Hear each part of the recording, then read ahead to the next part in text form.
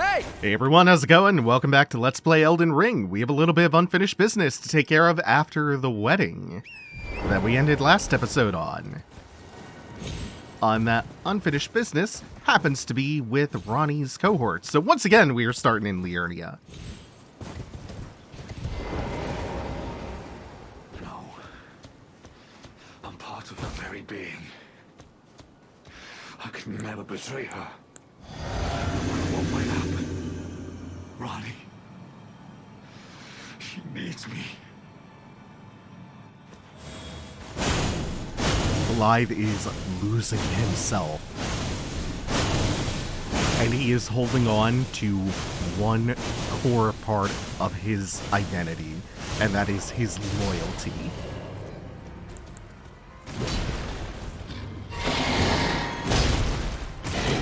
He's gonna give us a little bit more of a run for our money than the Baleful Shadow.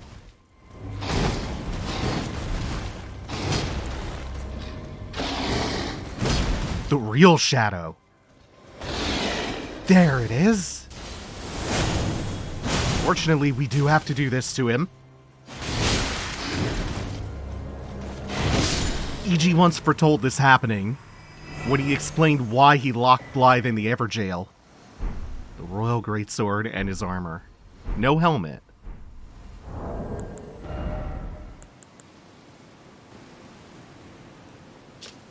Greatsword decorated in royal carrion style, favored weapon of Blaidd the Half-Wolf.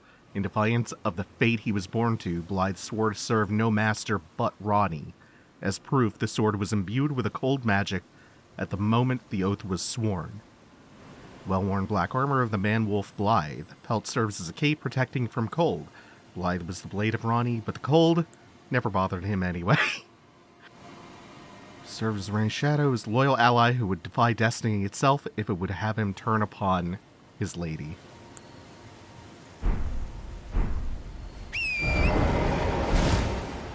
Blaidd was given to Ranni by the Two Fingers, and if Ranni ever made a move against them, the idea was that Blaidd was going to activate and kill her.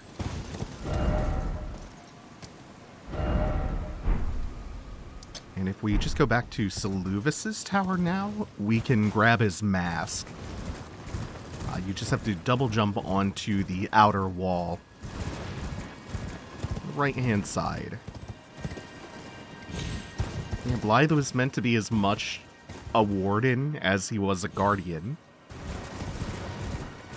But he could just never bring himself to do that. Even if his mind was fully not his own.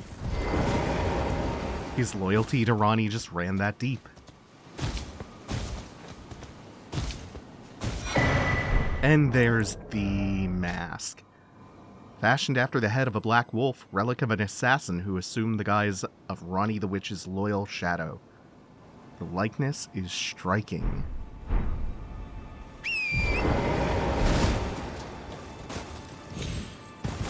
Now I'm just going to make sure real quick that nothing else is in Seluvis's room or in the inventory of his corpse. And we can move on. Because there's another one of Ranni's cohorts we have to wrap up with. And that would be her war counselor, E.G.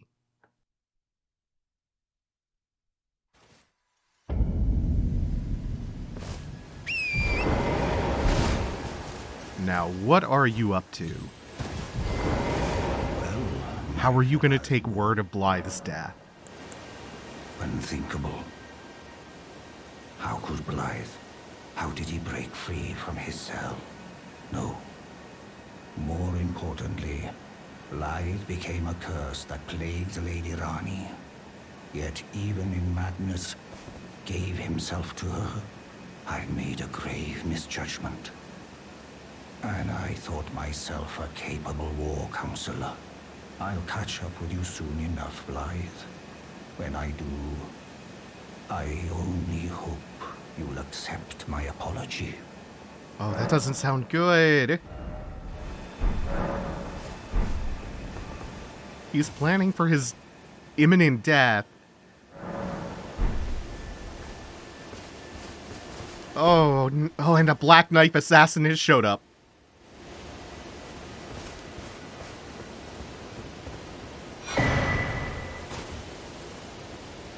EG's mirror helm and bell bearing. And more of them, and EG wreathed in black flame. So he will die a true death.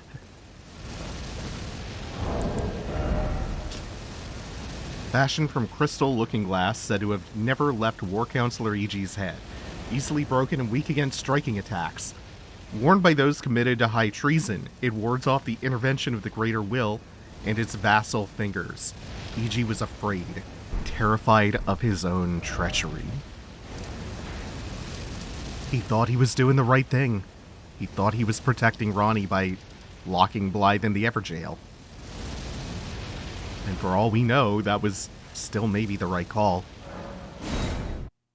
But this is how it turned out. We need a palate cleanser, so we're going to talk to our favorite little dude. Best boy Jarburg. I think these smash pots may have been here before. There were a few around, right? Right? Oh. Oh. Dialos. You. Are the jars? Are they all right? Did I defend them? Yeah, you did well, man. Then all is well. This fool proved his worth in the end. No. Well, tragedy begets tragedy begets tragedy. I ended up really liking Dialos by the end. I honestly think he's one of my favorite characters. He's got such a complete, well-rounded, interesting arc.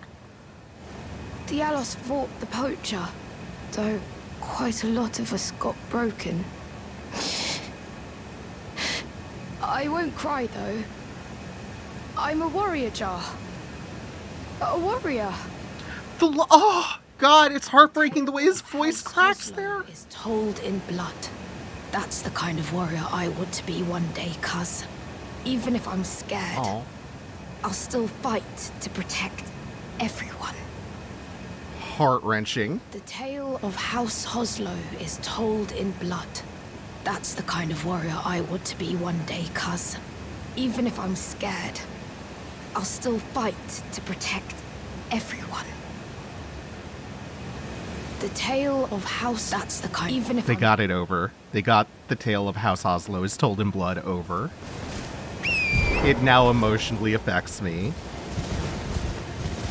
Damn.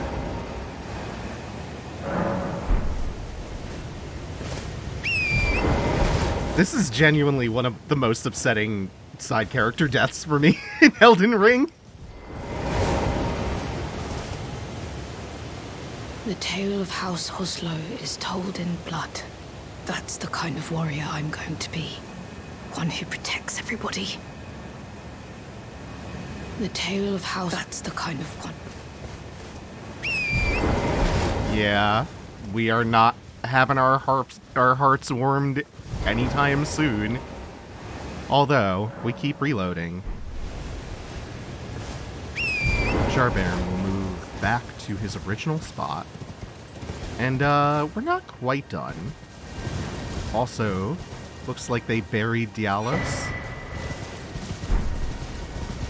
A Newman's rune, the whip, and his mask. The Newman rune is the interesting one to find on his corpse. Or in his place, I guess. But now, we have another leg to Jarburg's quest that we can continue now that we have something from Alexander and Farum Azula. It's time for me to set out on a journey. As a warrior jar. Upon the path of champions. Wow. Cuz... Are these insights from Uncle Alexander? Thank you, cuz I'm a warrior jar, so I need to be strong. I can really have them, right? I understand. I'll get strong. Strong enough. I deserve to have Uncle's insights. A little bit macabre and grotesque, I but don't think I'll see you again. When I set out, warriors are supposed to work alone. Goodbye, cuz. And thanks for everything. I'll never forget you, cuz. I'll never forget. he carries very literally a piece of some of the most meaningful people in his life with him forever now, and draws strength from that. Again, very literally. And now we will reload one more time. Feels like the embers have picked up down here. It's lending to the atmosphere quite well. And in Jarburg's place, now that he has voyaged off to the lands beyond, a talisman given by the jars to their friends raises potency of thrown jars. Though the jars are brought to life by human flesh and blood, they are all rather kindly folk. Perhaps they were made to be better than their innards. Replica of a twin-tailed silver helm with flowery adornments. Only without the twin tails. Dialos Hoslo had an older brother who was stern, self-possessed man of few words. His achievements made him seem out of reach, and so the younger aspired to be like the older, yearning for the day that he would tell the tale of House Hoslo in blood, knowing full well that it would break his brother's heart. Yeah, we can get one more twist of the knife in there. It's not too late. It's not too late. There's always more time to twist the knife further. And as for the companion jar, it makes throwables stronger. Throwable jars, anyway. You can make throwing item builds in this game really strong, and I kind of want to try one day. Something I've never really messed with too much. I did recently watch someone doing a challenge run of the DLC where they had to one-shot every boss with a throwing pot. And with enough buffing and the right talismans, he was able to get over 50,000 damage in one shot on some of these. But anyway, I need to go do a little bit of prep, and then we can move on to the next thing. Alright, why are we back in Ordina, the liturgical town that I vowed never to return to? We're only here so we can leave immediately. If you come out here to the consecrated snowfield, there is something worth being aware of out here if you head about southwest from the Grace towards the edge of the map. Be careful about... You can hear the mausoleum on the right. It means I'm going the right direction. Be careful about the trees on the left. Hug this cliff, because if you go a little bit too close to some of these big trees over here on the left, you will get the attention of the bears, who are using them as scratching posts.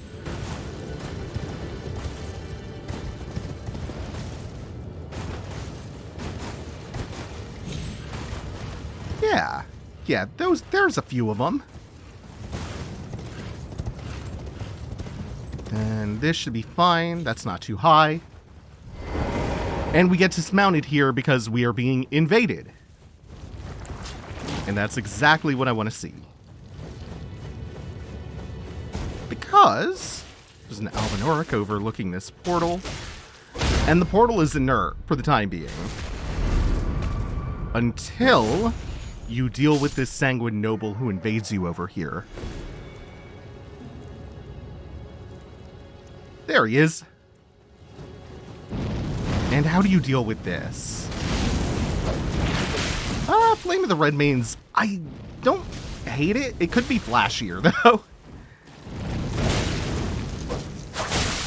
Ooh. Okay, you're a bit weak, but if he hits us, it's just like every other blood-based humanoid enemy. they can burst you down in about a second and a half. Just because of how strong the bleed proc is. Oh, and this one's a little bit evasive. Oh, he went for the second Estacil and he doesn't have one. NPCs will always end up doing that to themselves at least once. And now that he is dead, we get not only his very nice looking armor set, the portal, which lies in a pool of blood, has opened up.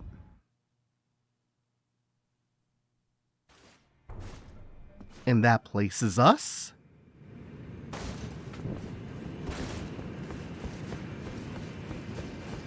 in a cave in Mohg's domain, Mohgwyn Palace. What an excellent view. Because today we are going to clear Mohg. We did get access to this place not too long after entering Liurnia because we sped through most of Varré's quest, and were rewarded with a key item that sends us here. Very handy to grab early on because of how good that area can be to farm runes. But ultimately, it is an endgame area, and the reason it's good to farm runes in is because it has endgame enemies in it that you can cheese very quickly and easily, and reset quickly. And speaking of, the Waygate dumps us out right at that farming spot.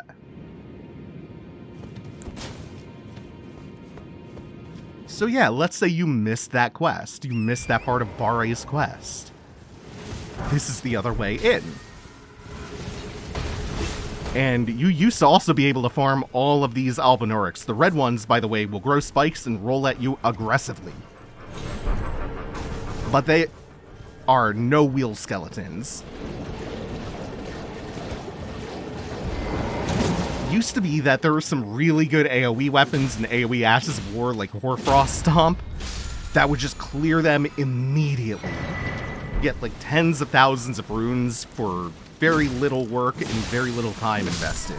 And then you would pull the bow out and shoot the crow, get it to jump off the cliff.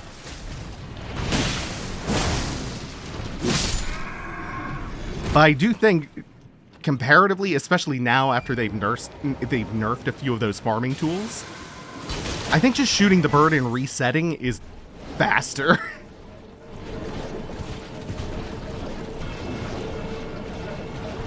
Because that takes no time at all. Collect blood tax, I believe that was. There is another ability in here, except it is not an Ash of War. I believe it is an incantation called Swarm of Flies. One that I used to rock a lot. I did a full Swarm of Flies build for one of my other playthroughs, and I had a lot of fun with that. But of course, it did get nerfed. Can't have too much fun for too long with too many unique things.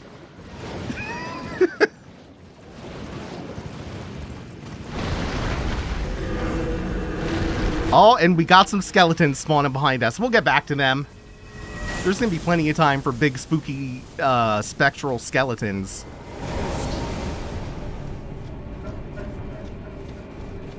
Instead, we're coming out into the big lake of blood that is kind of central to this dungeon. And we're going to try to come out to the very edge of this. That's what we want to see. There are a lot of big Caelid birds around here. And it's pretty important to not aggro those at the same time you're trying to fight the White Mask. It just gets messy. Now that is the first of 3 invasions of nameless White Masks. And at the end of the 3rd one, we'll get a little armor set. That's the main reason that we are coming out here. And risking just so much horseshit. There's a lot. Also another golden seed up here by some resting dogs who are right next to another invasion spot. And more birds. So this platform here has the potential to be the messiest area in the dungeon, I think. because you can get a lot of things going wrong at once. The dogs can get out of hand. You can get the NPC invading you and creating even more chaos while the dogs run around. While you're trying to dodge all that, create distance, maybe get a little bit of space to heal. You've maybe accidentally backed into a bird and you have all this on you. And I'm still kind of worried that this other mask that the shoe is about to draw. So I'm sticking to this spot and making the bird come to me.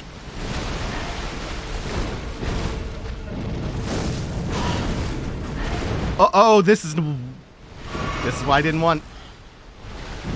Because we're very close to wherever this NPC should be invading from.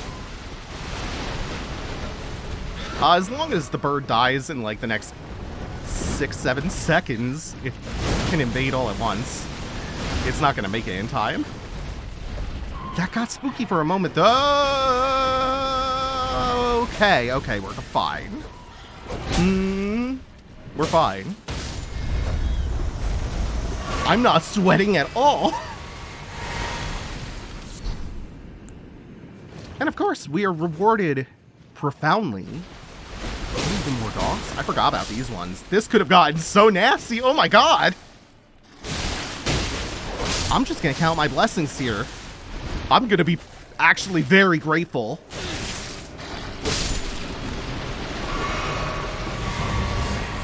Because that should not have gone that well. That was very, very lucky. There it is. I was wondering where this guy's been. Any minute now? There you are. And how are you going to answer this? You love to roll around. We love to be evasive. It doesn't seem to help you as much with this. Not with a move that's got a delayed projectile. Okay, kind of liking this. Kind of liking the Halo Scythe and Mikola's Ring of Light. Also, apparently, we just get the War Surgeon set off of that one always. You don't have to wait for the third one. It's just fixed on that one. Bloodstained, faintly grinning white mask worn by war surgeons who are effectively mercy killers. The Lord of Blood's curse enlivens the wearer when bloodletting occurs. Slightly raises attack power when there is blood loss nearby. So the blood version of the Mushroom Helm. The Blood Oath incantation shared with the Lord of Blood's power. Blood flies, spilled up blood, can cast in motion. The new palace of the Lord of Blood lies in a swamp of festering blood, and these flies are said to spawn from excrement in that land. Black cloth worn by nobles serve the Lord of Blood, known to strike from pools of blood. Metallic patterns, shoulders, signifier of a noble rank they intend to claim upon the advent of the new dynasty. They're working to install. Very ornate, well embroidered. And that's a fun little detail on Lord of Flies. Lord of the Flies? On Swarm of Flies. There's an archaic theory in biology called spontaneous generation. There's that third invasion. Where, like, if you leave out, say, a hunk of meat to rot, it will just spontaneously generate maggots. They'll just come out of thin air, you know? Not from flies being attracted to the rotting meat and laying eggs. They just arise spontaneously from the filth. They are filthy creatures, therefore they arise from filth. It makes perfect sense.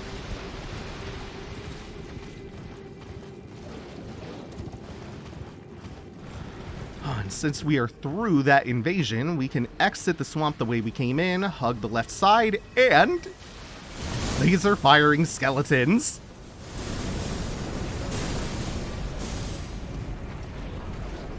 We're going to skirt them just a little bit. And we can find the summoners this way as well. Although, at this point,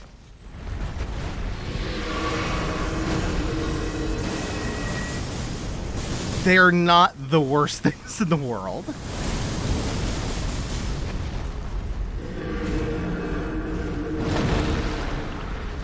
Just get me out of there.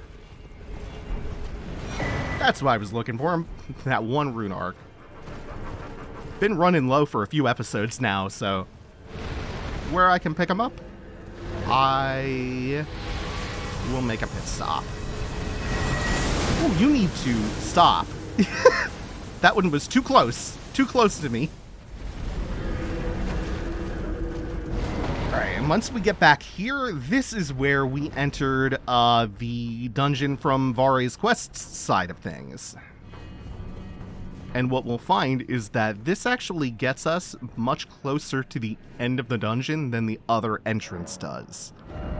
This is much further along in it.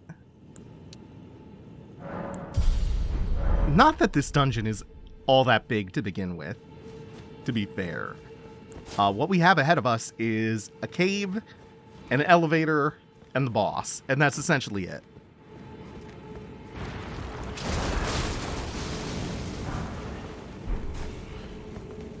And given what this is sandwiched between, what we've just come from recently and what we are on our way to, a bite-sized dungeon is a nice reprieve. We find another Newman's rune.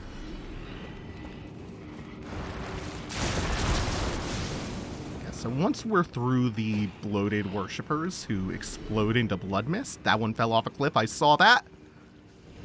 Embarrassing.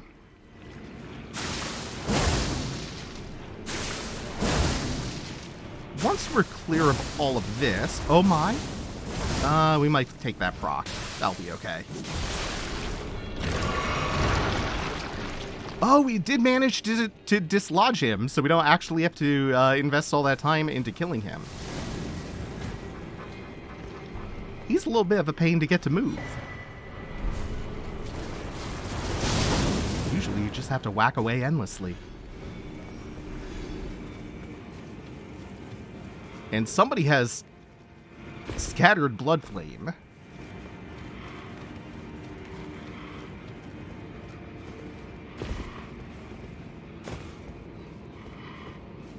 They're being peaceful, they're just worshiping, they're leaving me alone.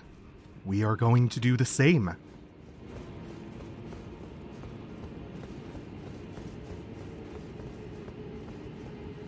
And see the spirit ash signal light up. So something in here is coming. You know who I want to try? I want to try the man serpent. We haven't tried the snake yet.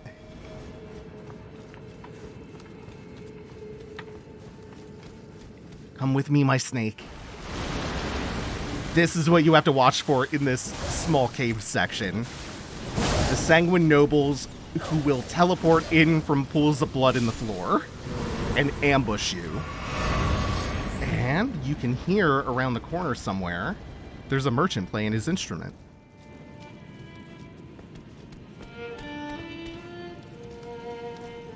Oh, dear. You might... terribly sorry. Are you here as a customer?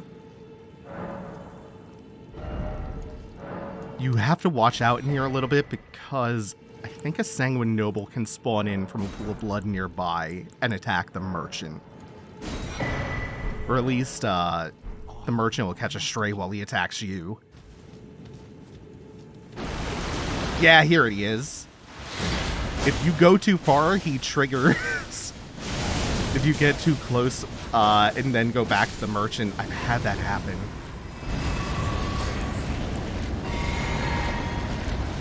Oh! The man serpent can't hurt the merchant with that, right? You're doing a good job, my serpent. Come on, let's find some more things for him to fight. There's a little Pokemon element to this that I kind of like. Like, I could live without the Spirit Ash system, but if it's gonna be here, I'm gonna get something out of it. And it's gonna be kind of fun. Look at it go. I mean, yeah, look at it retreat backwards. Oh, that range, though. God. Yeah, get him. Absolutely mauling him. All right, I'll help wrap this up quicker, my serpent.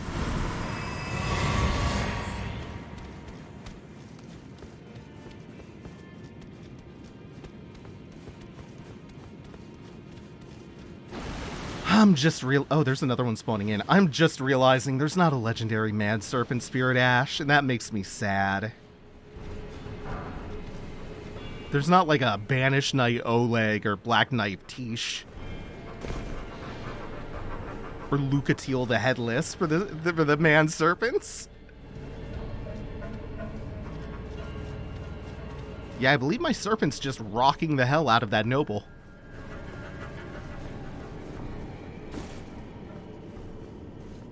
So we'll just pop this real quick and then backtrack into that hallway because there is an invasion sign there. For an NPC for White Mask Varré. So we can finally conclude our business with him. It's been a little bit.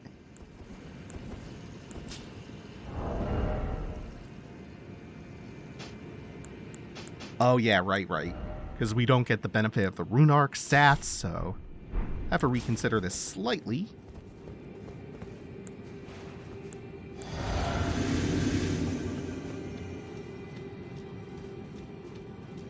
Where you at, Varré?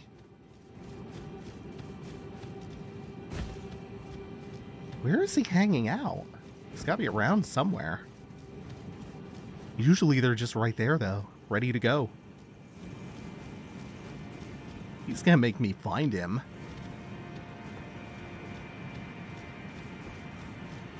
There you are. And I am invading his world. Oh, he doesn't deal well. Though you have been raised to a of the dynasty, pain to the very depths of my being. I'll ensure you regret this, lambkin. Enjoy your miserable death. Great, getting called Lambkin by him one more time. Also, I love his weapon. That is a mace. That's a steel bouquet of roses.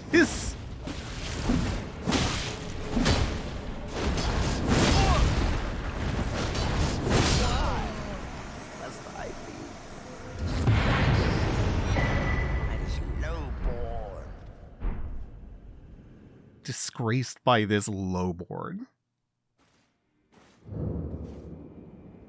Rest in piss, bozo. You won't be missed.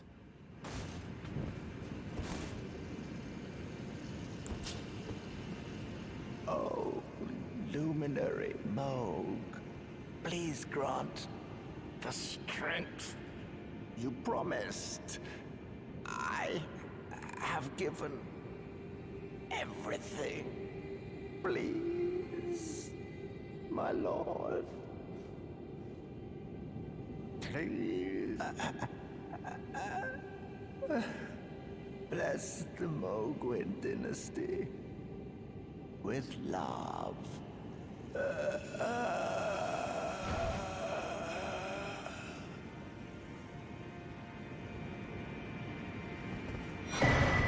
Pestering Bloody Finger. Varré's Bouquet. Again, a really cool creative mace. Steel mace resembling a charming bouquet of roses. Each petal has a sharpened edge, leaving the roses perpetually colored with blood. Ah, it's steel through and through. It's just stained red. This weapon reflects White Mask Varré's manner of speech rather well, enticing in its splendor, but full of deadly consequence. And it comes pre-equipped with the Blood Tax Ash board that we picked up back in the swamp.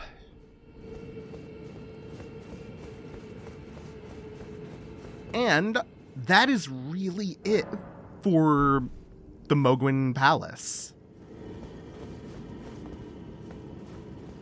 Up these stairs, we'll have a couple of enemies that we can fight our way through for a very worthwhile upgrade item. Other than that, elevator right across from that takes us up to Mohg. And just for the occasion, we have Malekith's Black Blade again. Ready to deliver destined death. Oh, and another noble who is... Okay, they're going to create problems. And I did not check my weight before readjusting my stuff. That'll be fine. No problem. Just shreds them. It's brilliant.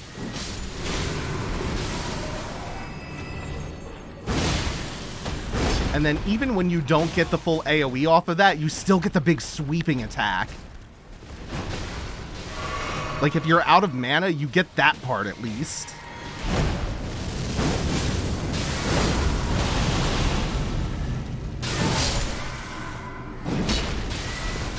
And it's a lot of the Red Albinorix to fight your way through.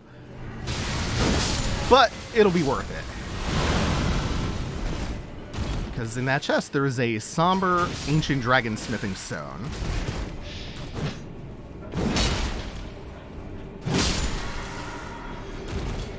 And that's especially going to come in handy for me because I have been upgrading so many different weapons throughout this playthrough.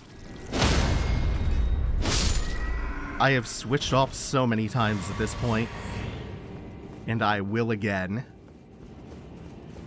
Elden Ring has been one of the best FromSoft games for build variety and for just experimenting with new weird stuff. I love it. There are so many things to try. Alright, I'm going to go back to Roundtable Hold real quick, do a little bit of prep, and then we will hit up Mohg. Alright, welcome back. We are ready to finally see Mohg in his true form. We did encounter him once before in the subterranean shunning ground.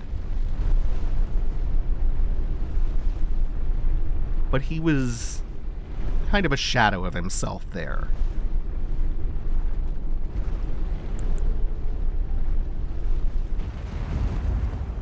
And the arena didn't do him any favors either.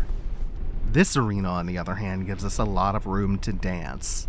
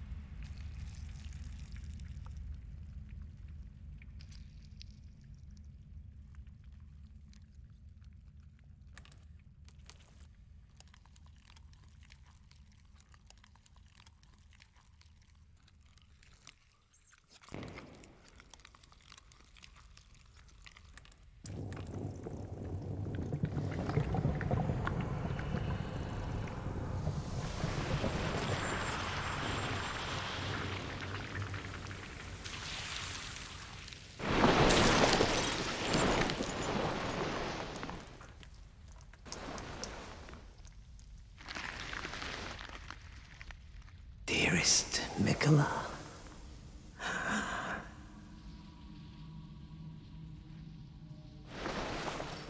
you must abide alone a while.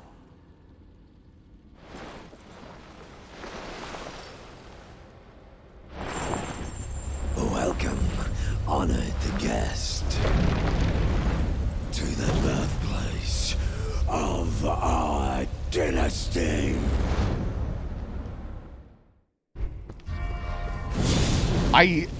Right off the bat, adore this striking contrast, the red of the fire against the starry, false sky. No, Mohg.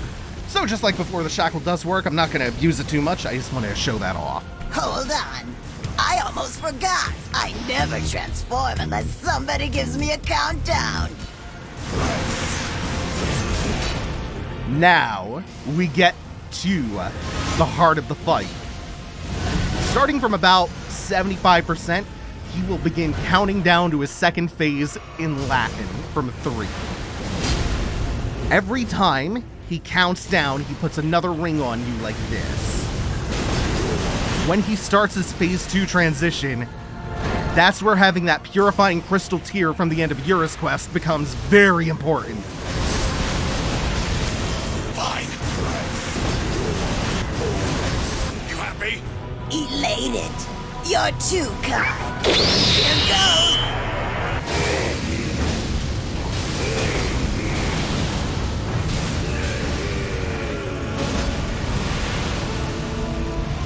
The purifying crystal tear dispels those rings. It means you take a lot less damage. It means you get to just DPS him while he transitions to that second phase. And we DPS'd him so hard that I actually have to back off a little bit so he gets time to show his stuff. He needs a little bit of help getting his moves in Phase 2. We need to hold back because of the circumstances. Holy hell, we did so much damage. And that's even with him healing back up with the Nihils.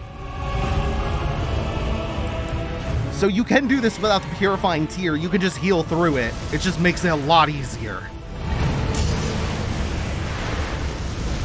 So this phase is wider AoEs, bigger explosions, blood flame everywhere, and a couple of new moves, including that dive bomb. I can see it. As clear as day. The coming of our dynasty. Mohgwyn. No sweat. And as Mohg has been portrayed to us, especially with the taking of that person in the egg up there, Miquella, we have no reason to believe he's anything but a stone-cold villain of a person. Up there with Varré in terms of vileness. Perhaps. Perhaps. But who's this? Who's this? Ah. Were you guided here by kindly Miquella? I am Leda. And like you, I was guided by faith along his honorable path. Touch the withered arm, and you too will be transported to the realm of shadow where Miquella the Kind now dwells. My compatriots are there already. Like us, they have heard kindly Miquella's call. If you can find them, they are certain to lend you aid.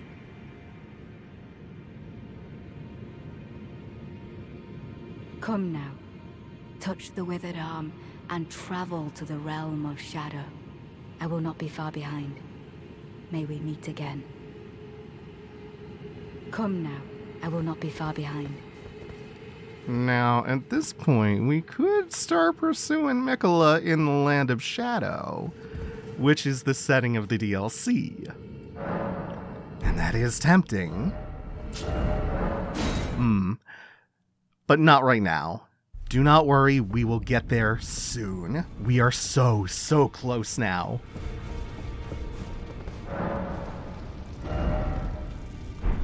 Oh, we can also check his armor. We get access to that. Embroidered with extravagant gold emblem on black cloth. Dress of a luminary, the reigning lord and hierarch of the coming dynasty of Mohgwyn. Or perhaps of a raving lunatic. Perhaps. Wishing to raise Miquella to full godhood, Mohg wished to become his consort, taking the role of monarch, but no matter how much of his bloody bedchamber he tried to share, he received no response from the young Empyrean. Now that's kind of a damning line. Trident of Mohg, Lord of Blood, a sacred spear that will come to symbolize his dynasty. As well as serving as a weapon, it is an instrument of communion with an outer god who bestows power upon accursed blood. The Mother of Truth desires a wound. Thrust an arm into the body of the formless mother, then scatter the blood flame to set the area ablaze. The Mother of Truth craves wounds. When Mohg stood before her deep underground, his accursed blood erupted with fire, and he was besotted with the defilement that he was born into.